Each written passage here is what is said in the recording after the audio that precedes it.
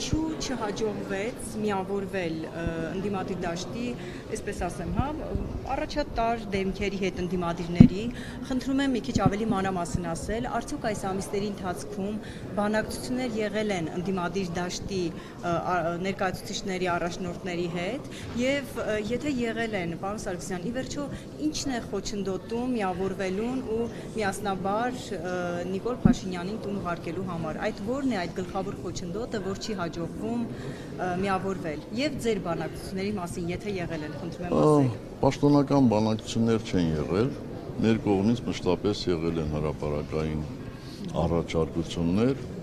բայց ինքներդ տեսակ համոզվեցիք, թե օրինակ գործող վարչապետին անվստահության հայտնելու process-ը ինչքան երկարաձգվեց, ինչպես եղավ մինչև հիմա ձգվում է, բայց կարծում եմ, որ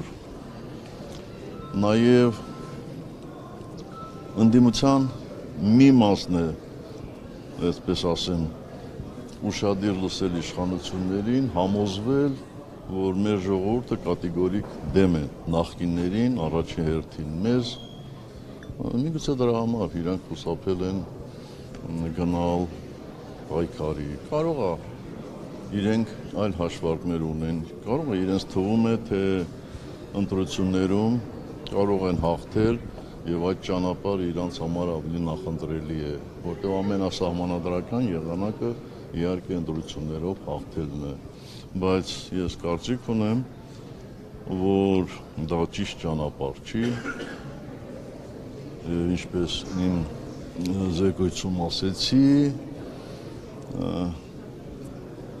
իմպիչմենտը որևէ պարագայում